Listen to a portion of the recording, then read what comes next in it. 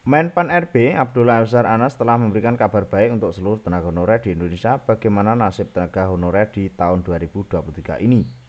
Kabar baik tersebut tentunya bukan mengenai penghapusan ya, untuk penghapusan P3K yang diselenggarakan mulai tanggal 28 November tahun 2023 yang akan datang.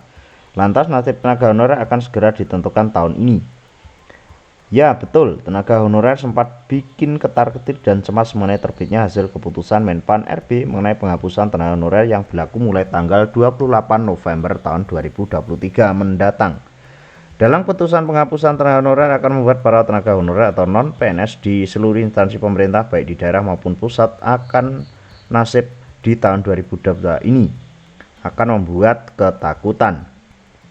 Pasalnya sekarang sudah memasuki tahun 2023 yang dimana itu artinya rencana penghapusan tenaga honorer sudah semakin dekat di depan mata dan setiap hari akan terus berkurang.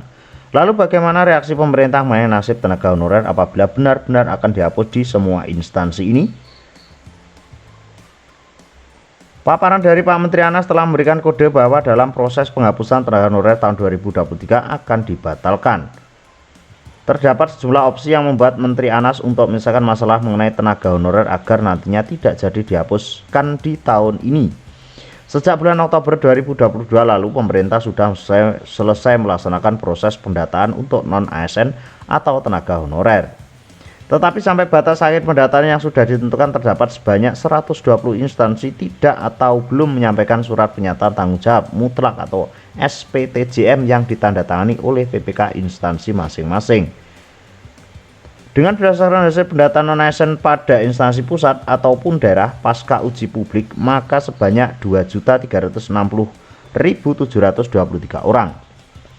Perlu dipahami juga bahwa dalam melakukan pendataan ini bukan otomatis akan menjadi ASN, ucap Menpan RB Abdullah Azhar Anas yang dilansir melalui menpan.go.id. Lanjut, Menpan RB juga baru mencari jalan yang terbaik agar ia bisa menyelamatkan tenaga honorer di seluruh Indonesia, termasuk bagi teman-teman honorer yang belum bisa tercover di PPK tahun 2022. Anas juga sangat memperhatikan nasib tenaga honorer sekarang ini.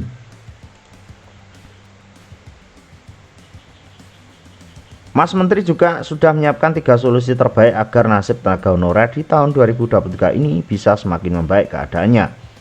Salah satu yang diucapkan dari Pak Anas adalah prinsipnya dari pemerintah ingin pelayanan publik dan reformasi birokrasi bisa berjalan dengan optimal menuju birokrasi berkelas dunia, serta di sisi lain akan diupayakan agar nantinya tidak terdapat tenaga non-ASN yang bakal kehilangan pekerjaannya.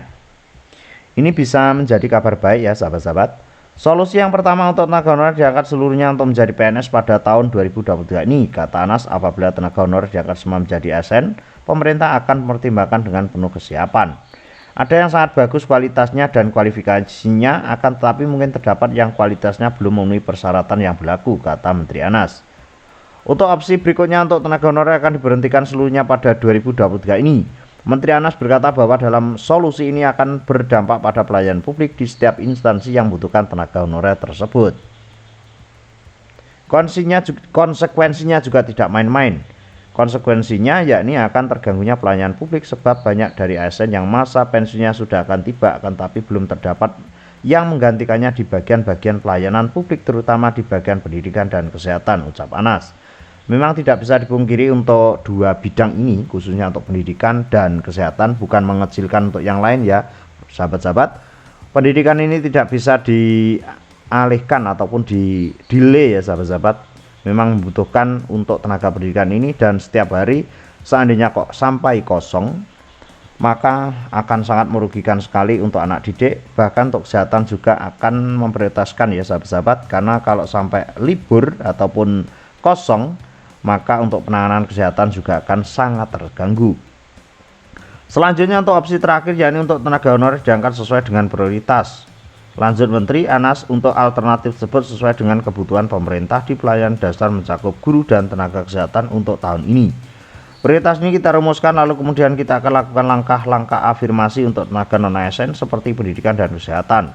Tapi tidak berarti yang lainnya tidak diutamakan sebab dalam pendataan dilaksanakan bertahap, ucapnya.